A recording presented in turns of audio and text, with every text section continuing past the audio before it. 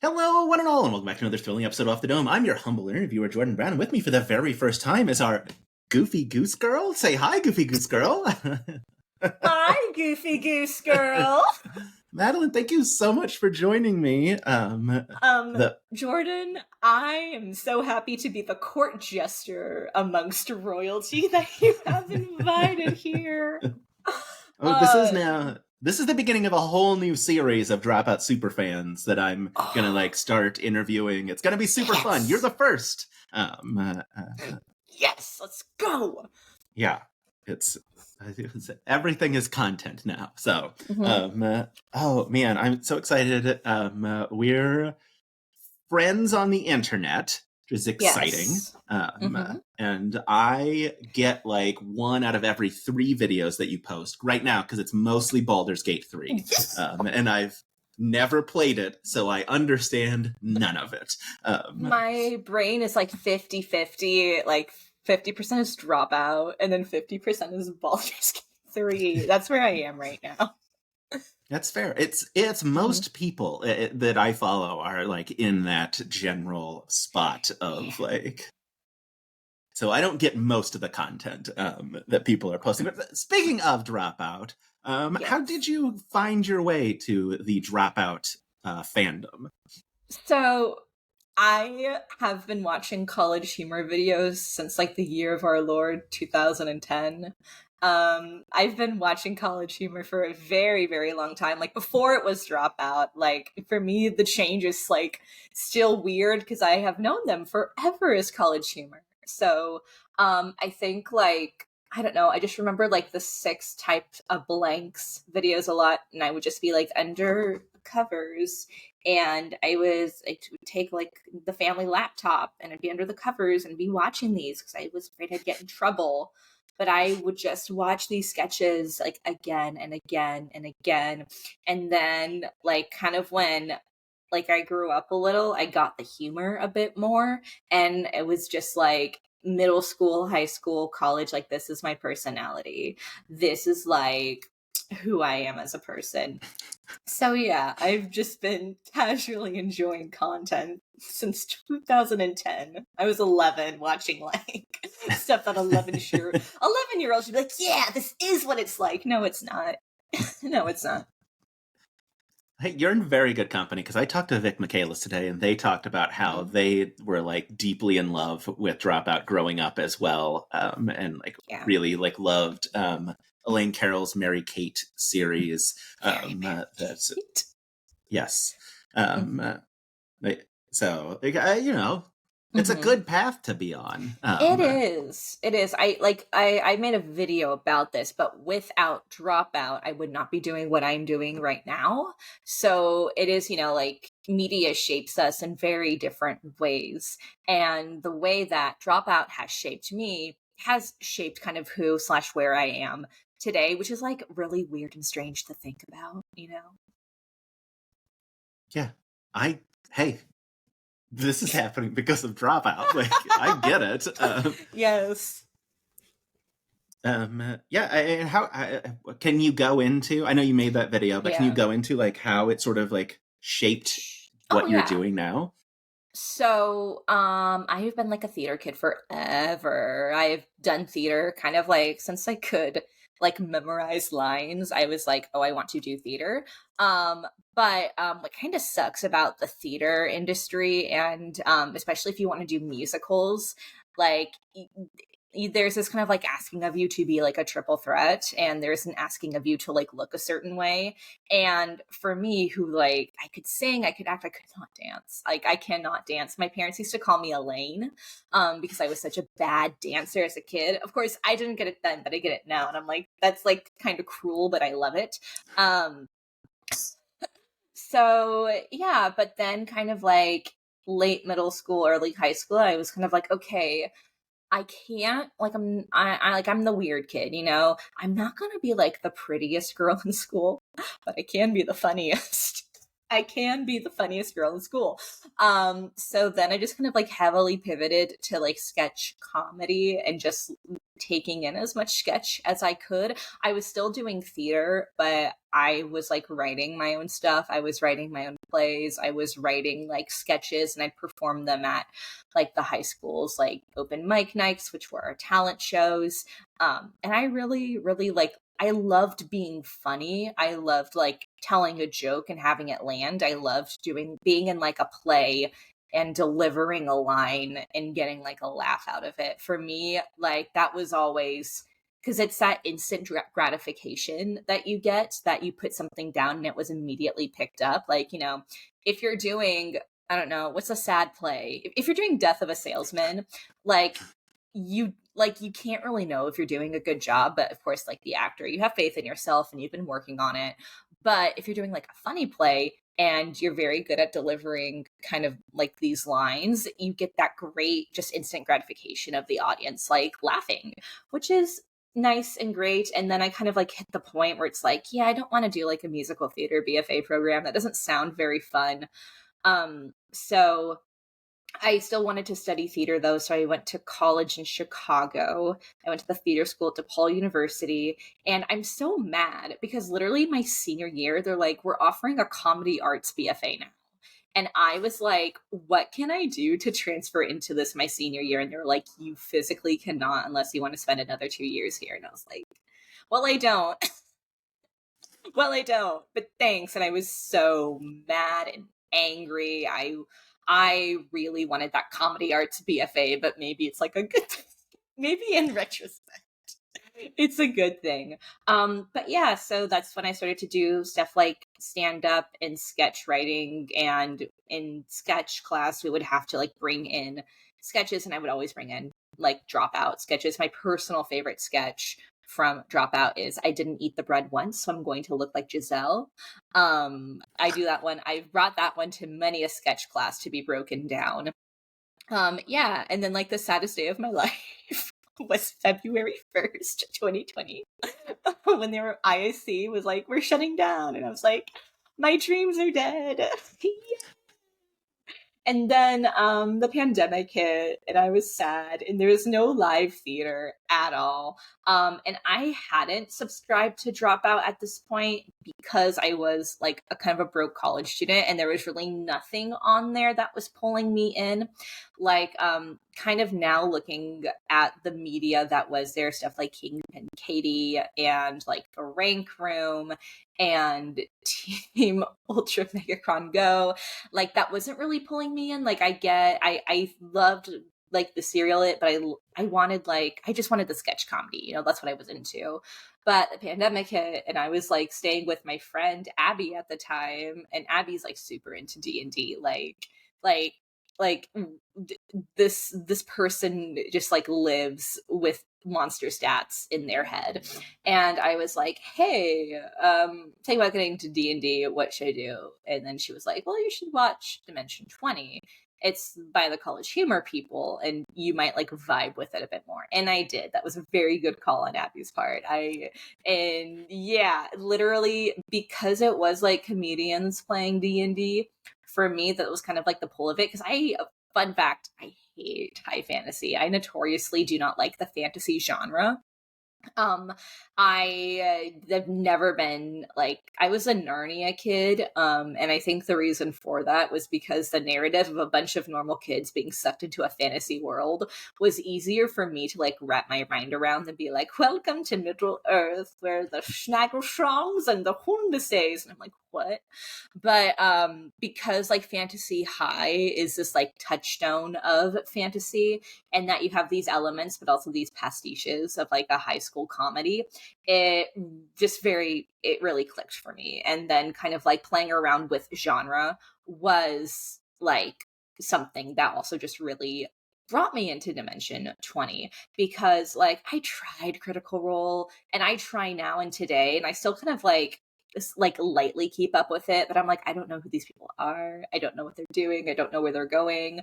But with Dimension 20, because A, everything's so self-contained, but B, they're playing around with genre a lot, and for me that's really fun.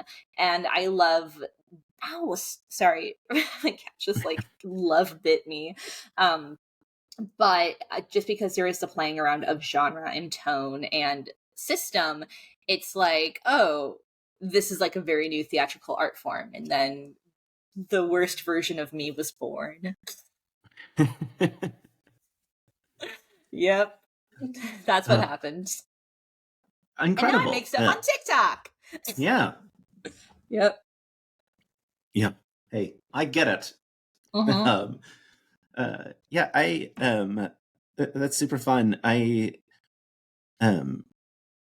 My track to Dropout was McElroy related. Oh, Because lovely. Mm-hmm. I got super into Taz first, which I know is not the right order, but I got super into Taz first, and Mm-hmm. then got into Mabim Bam, and then I discovered that they were on Tiny Heist, and the first episode was like on YouTube, so I watched that, and Mm-hmm. then I got really into NADPOD Mm-hmm. because of like a weird recommendation, and that was when and then pandemic hit, and Yeah. and I discovered like, oh, Murph and Emily are in like D20. I'm gonna Mm-hmm. watch that, and I started watching it on YouTube, and the YouTube episodes bleep out the swears, and they swear so much, and so I was like, well, I can't do this. This is Yeah. maddening. So I was like, Yeah. I'll give you any amount of money to get rid of the swears, and so Yeah. subscribe. Well, I was it's a like, oh, very this is the low greatest amount of subscription money. ever. Yeah. It's a very Yes. Yeah. low amount of money. Like, I don't know. I think because we're currently in like this very strange era of streaming, where the companies like Disney Plus, they're charging like $20 for basic streaming, like with ads, and the price just keeps going up. And it's like, oh, this is the ideal streaming service. It's very low. There are no ads, and I like most of the content on it. I feel like I say most, not that I don't like anything. It's just like there is, I think, such a breadth of content I have not explored yet, or I'm just a little too intimidated to get into. But it's just like whatever is on there, I know I'm like mostly gonna enjoy. Yeah. Yeah. It's good vibes all the way down on Dropout. Exactly. Yeah. So you mentioned you haven't gotten into everything, but what are some of your Mhm. favorite Dropout shows?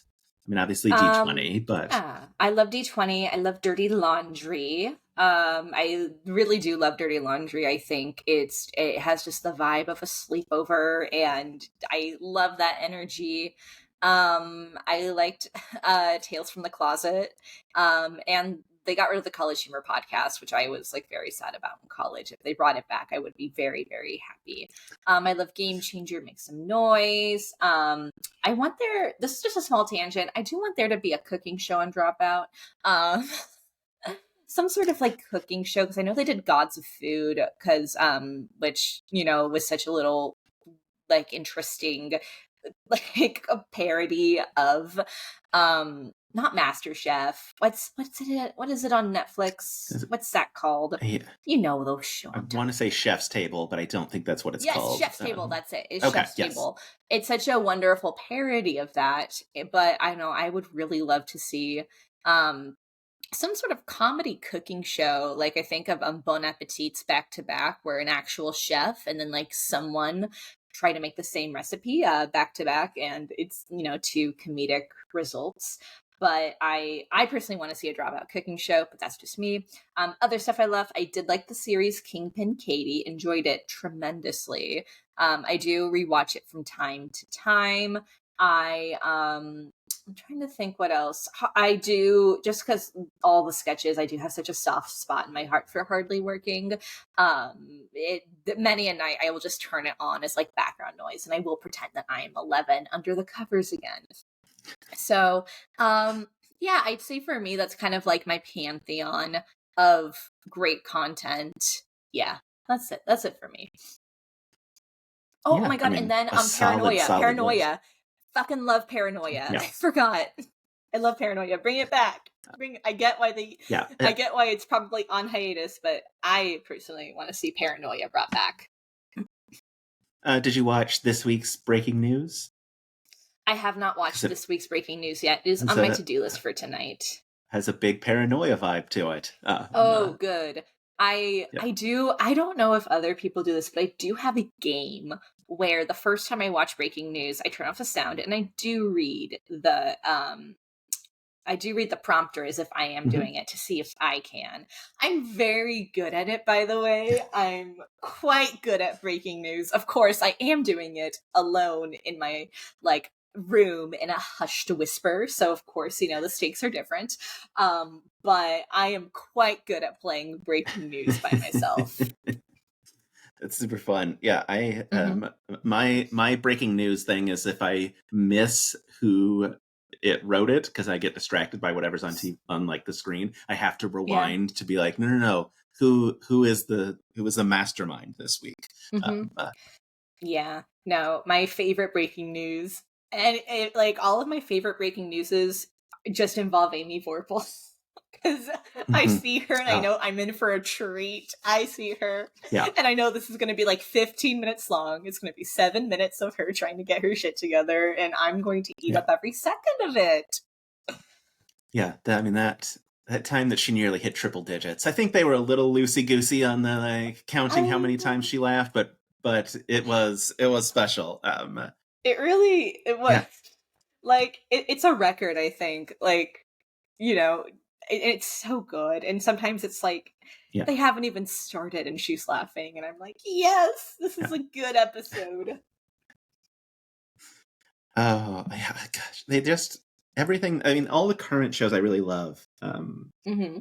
that they're producing, and yes, I agree. Like there's several that I would love to see come back. I love that we've gotten that sort of return of or a spiritual successor, I should say, to Hello, My Name Is with very important Hmm. people. Um, Yes. it makes me very happy. I love Hmm. I love weird nonsense. I know. It's like, because what's hard, because I love it, is like if you were to pitch very important people to like a studio network, they'd be like, the fuck is this?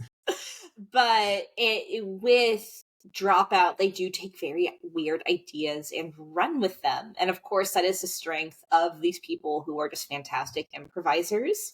Um, but like I haven't formed an opinion on very important people yet, just because there's only one episode out right now. I did enjoy it tremendously, though. I loved it. And I'm very happy that sound from it is already trending on TikTok.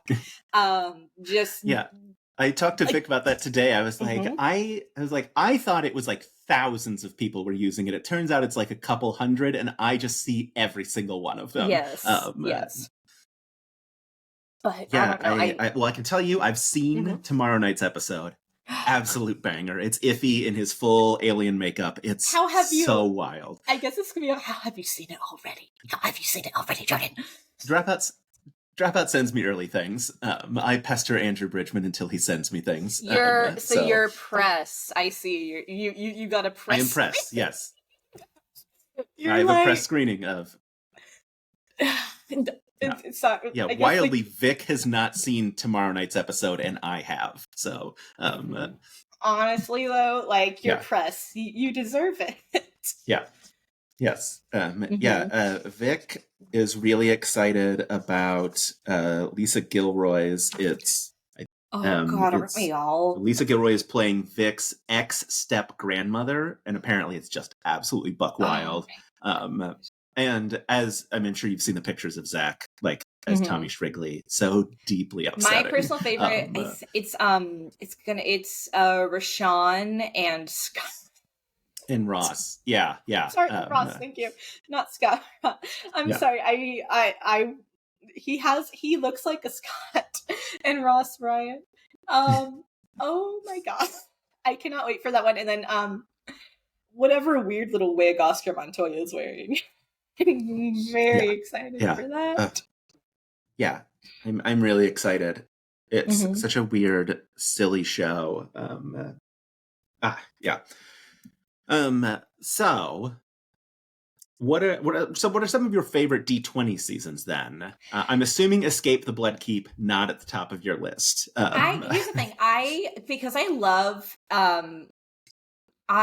well, actually, I kind of like my friends are doing a series where they're watching Lord of the Rings for the first time, and I'm like Tolkien adjacent, and that I'm very interested in his life and his letters, and that provides like a lot of context for his work.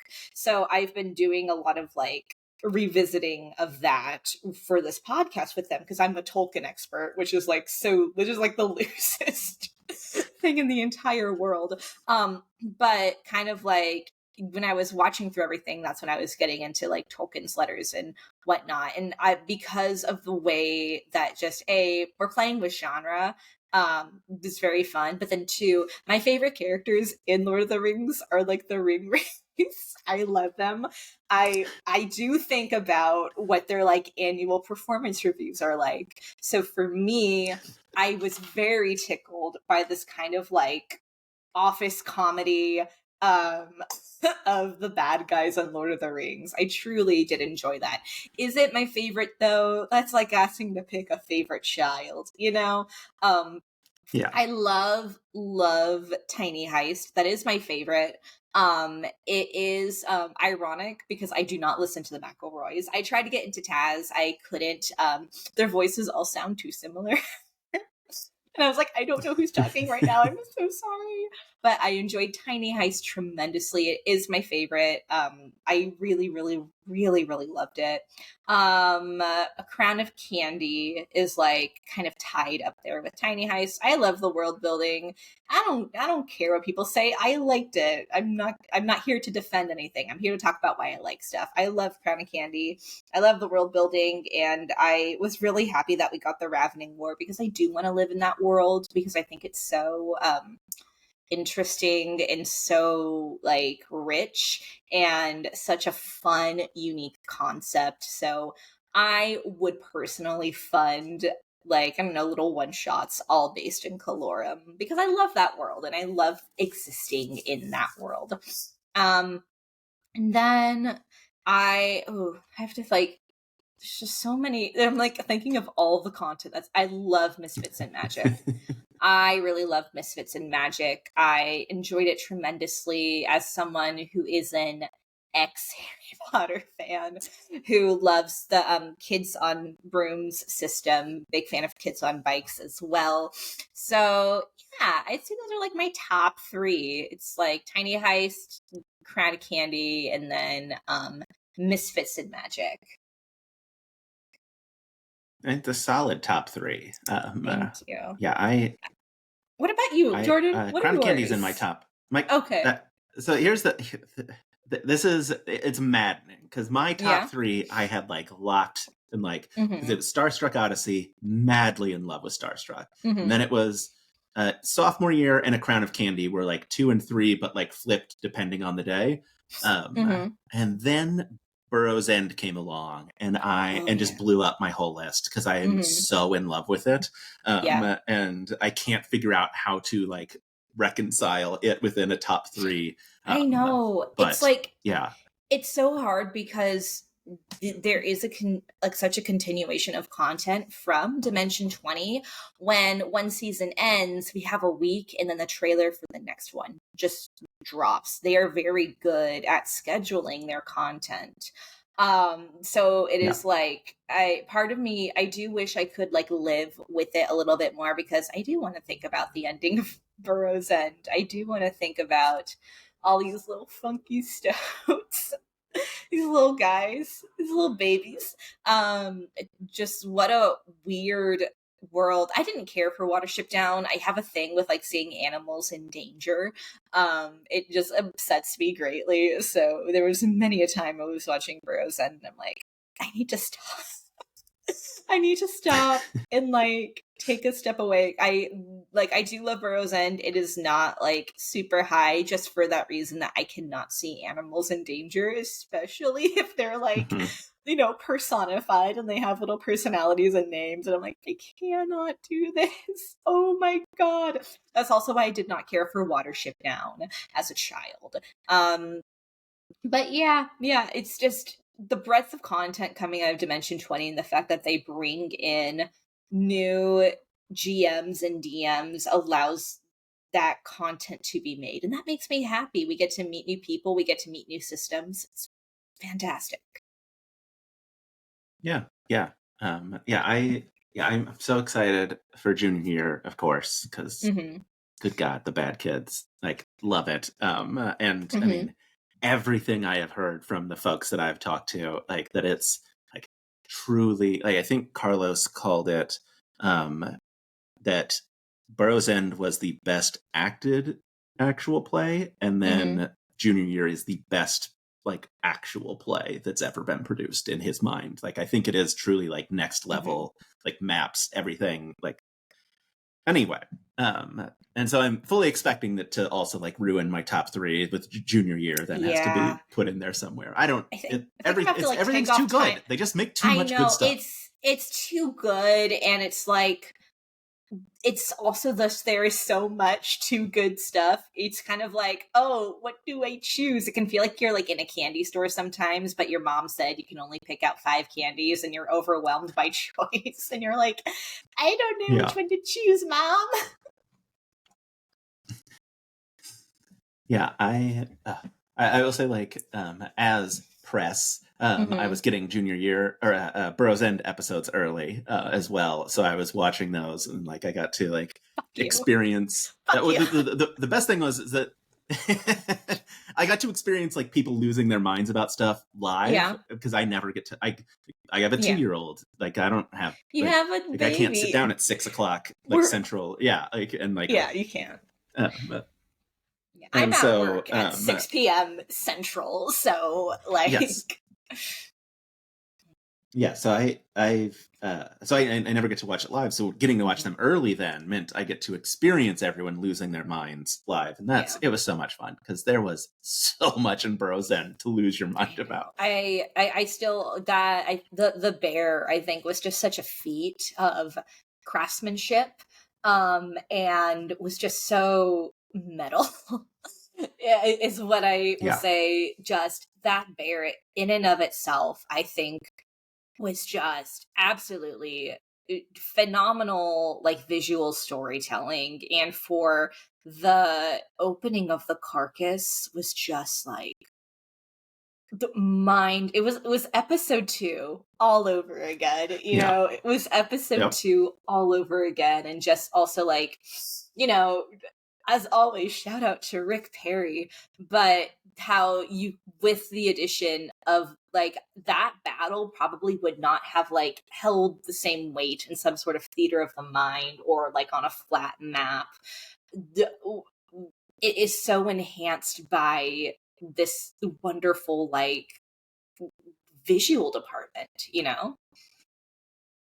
Yeah. I mean, it's one of the things that obviously like I deeply love about Dimension 20 is how much production value they put into everything they do. But yeah, like those battle maps, I mean, yeah, the bear was truly wild. I mean, it's the reason this whole series exists is because I was like, I gotta talk to everybody about this bear. That was buck wild. I know.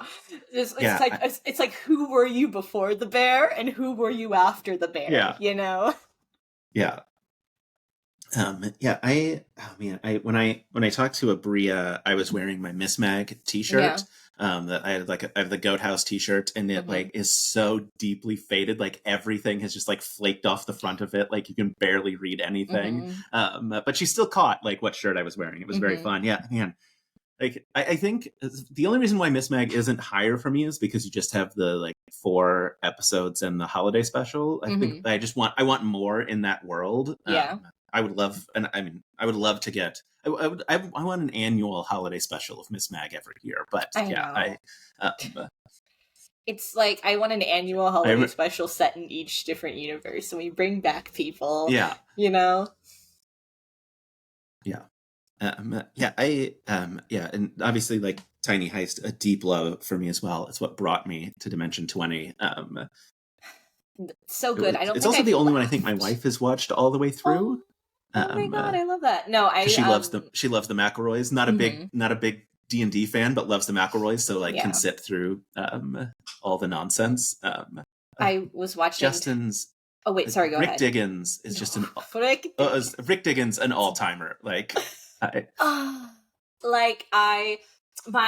love Jess Ross in the Dome so much, and I want Jess to get back into the Dome so badly.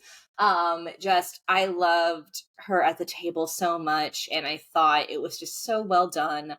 I love like the idea of, the tiny little fays that live in your backyard. For me, that was so delightful. And this Toy Story-esque of like your Legos are alive. For me, that was just so delightful and so fun and just absolutely it's whimsical, but at the same time the stakes are so high.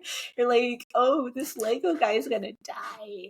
Oh, okay. But also, like, I don't think I've laughed more than me watching Tiny Heist. I was house sitting when I was like watching it, and I was just like, I I was like, I'm so glad I'm alone right now because this is the funniest shit I have ever seen.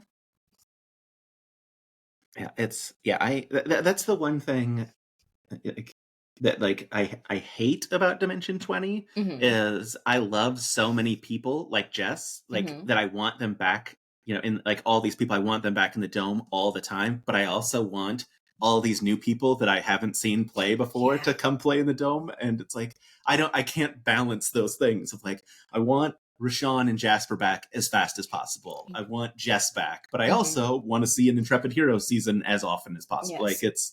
it's so difficult.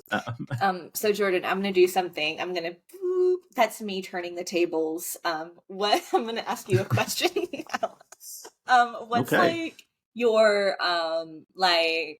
miraculously you get to be a producer on Dimension 20. Who's like your what? Who would you put at the table for like let's say a non-Intrepid Hero season? What would you do?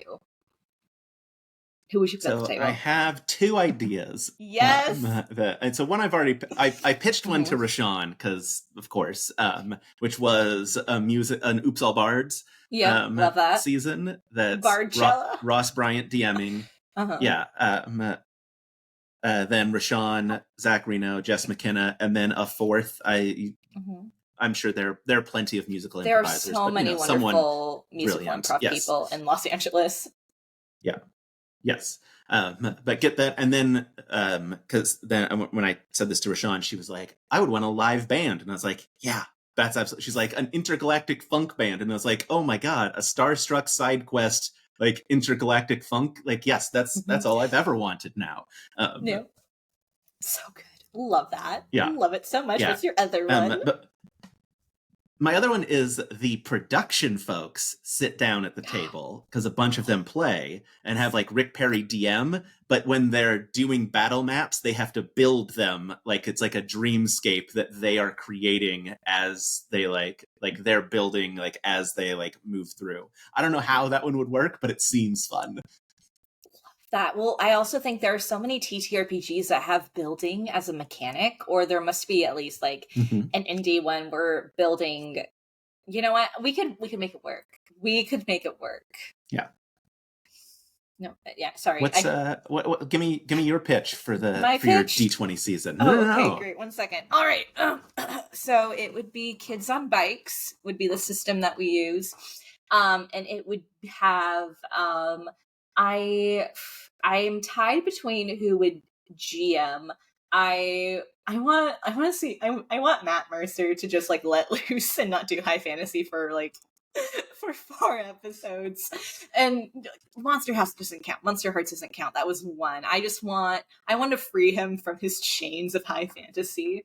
So you know what? He'll be the GM, and it's basically kids on bikes, and the kids on the bikes. It's the 80s, and they're stuck in a time loop, and there's like an eldritch horror that's forming the time loop.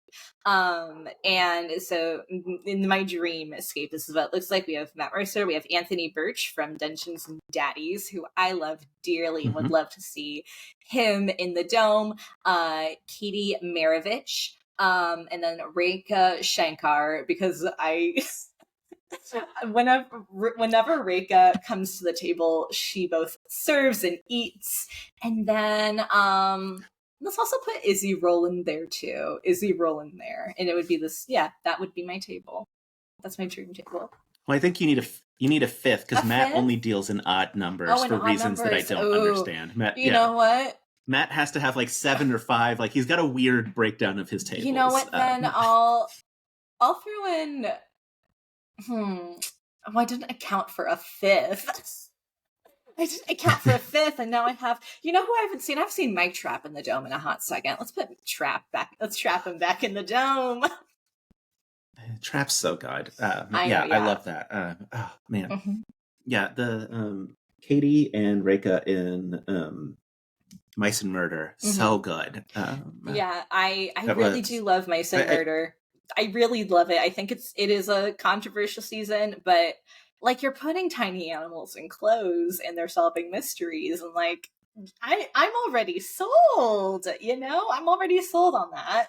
yeah, yeah, and I mean, it's like such a brilliant use of the Zoom like era of Mhm. like we're gonna send mystery text to only some people and the like Mhm. viewers get to see it, like just brilliant, like like couldn't have been done in the dome in the same way, Yeah. like really like a triumph of that time period.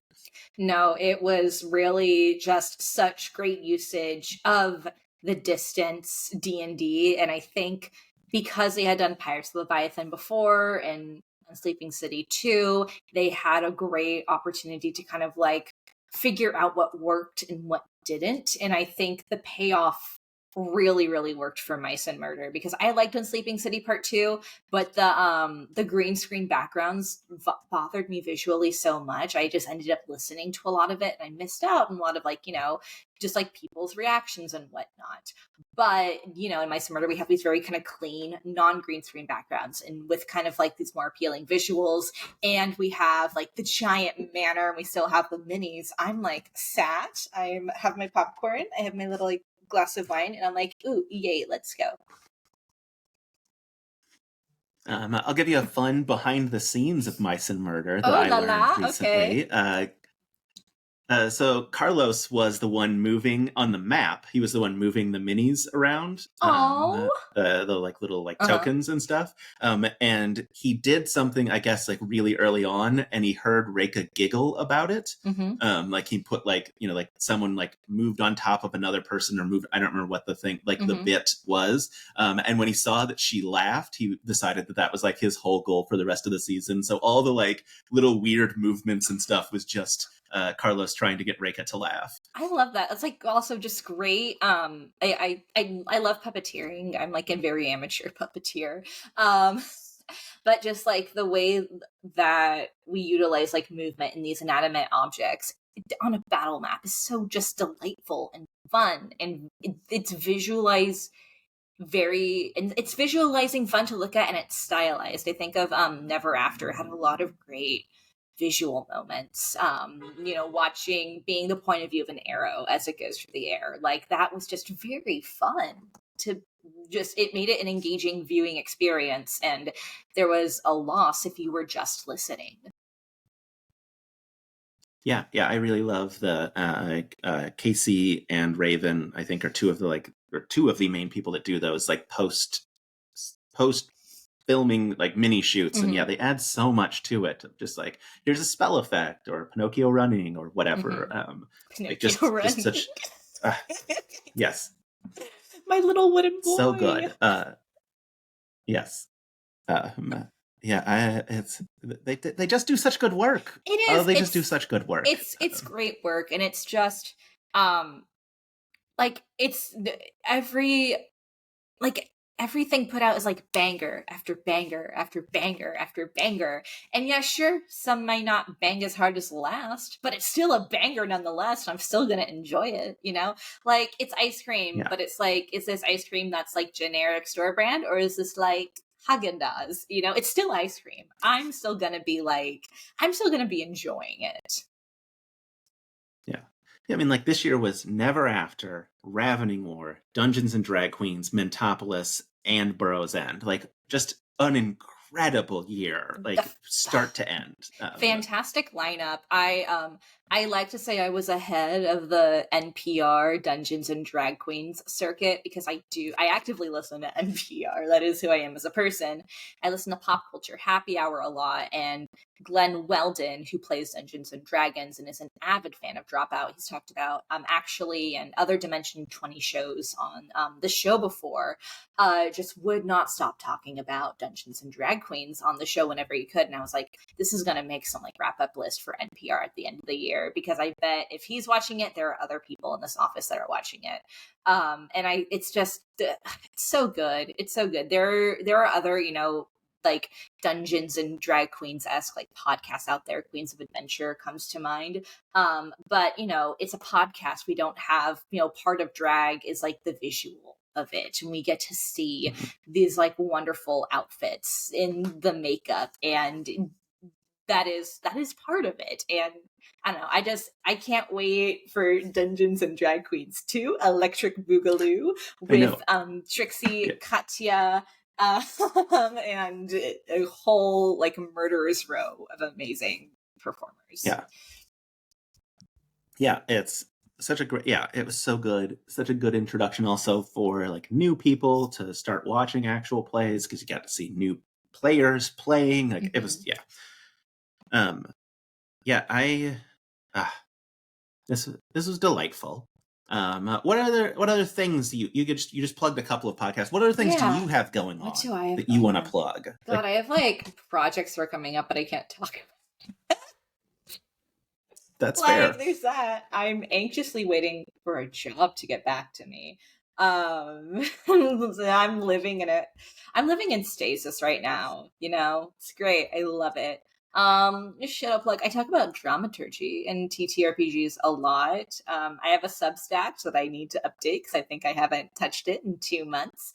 But I do talk about the intersection of dramaturgy and tabletop role-playing games. For those that don't know, dramaturgy is basically kind of like the study and criticism of theater itself. And I have found that a lot of things that I have learned in dramaturgy are very applicable to creating more immersive and helping us engage in TTRPGs in a like fun new way. So I do that. I guess I'll just plug my social media. I'm the Goose Girl on all good social media sites. That's THEE, not the like Megan Thee Stallion. People get confused. It's okay. But yeah, if I'm not talking about Dropout, I am talking about Baldur's Gate 3, and I am not like I in my Twitter bio, it's like #1 shill for Baldur's Gate 3 and Dropout, because I am the #1 shill for both companies. But yeah, just that's what I do. Like I said, I'm in stasis right now, so I can't plug anything other than my socials. So that's fair. But hey, stay tuned to your socials to learn about upcoming things. Yes. They're such cool things, people. I just can't talk about them yet. But yeah. Madeleine, this was delightful. Thank you so much for being the first Dropout superfan on our new little extra special Off the Dome series. Jordan, I'm just so happy to be here. I want to stay here forever. That's what I want. I want to stay here forever. That's fair. Well, you'll have to come back and chat again after, when new things are happening. So yeah, exactly. Thank you. Thank you. Yeah. Thank you. Delightful. All right. And